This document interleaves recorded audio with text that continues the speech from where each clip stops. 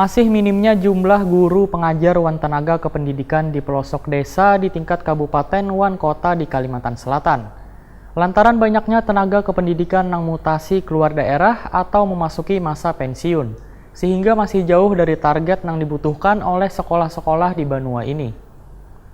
Kontribusi untuk sampahnya sangat Guru pengajar wan tenaga kependidikan masih jauh dari target yang ditentukan untuk kebutuhan di sekolah-sekolah di Provinsi Kalimantan Selatan. Terlihat dari masih minimnya jumlah guru pengajar wan tenaga kependidikan di pelosok desa di tingkat kabupaten wan kota di Kalimantan Selatan. Kabid Bina Ketenagaan Disdikbud Kalimantan Selatan Abdul Rahim, Wertakone Prima TV jelang tengah hari Kamis 16 Januari 2020 memadahkan, hingga wayah ini jumlah guru pengajar maupun tenaga kependidikan di tingkat sekolah negeri sekitar 3.700 orang. Sedangkan guru pengajar di sekolah swasta ada sebanyak 1.700 orang dan tersebar di seluruh Kalimantan Selatan. Menurut Abdul Rahim, jumlah tersebut masih jauh dari target yang dibutuhkan oleh sekolah-sekolah di Banua ini.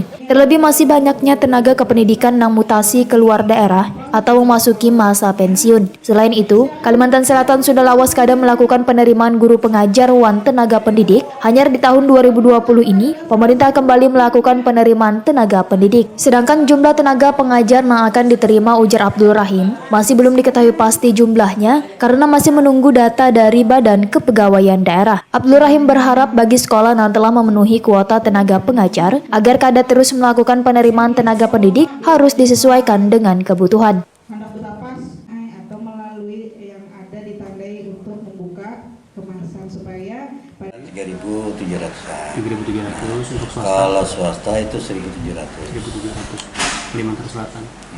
Di negeri sendiri Pak, sejauh ini gimana Pak untuk tenaga pengajarnya, apa masih membutuhkan Pak dari kisaran itu? Karena memang kita membutuhkan ada yang mutasi luar daerah. Itu apalagi ini kan selama ini kan tidak ada penerimaan pegawai kan. Berapa tahun ini baru setahun 2019 sama 2020 ini. Nah untuk itu di Provinsi Kalsel berapa Pak untuk guru Pak? Kan ada CPNS nih. Mungkin ada menerima guru juga Pak?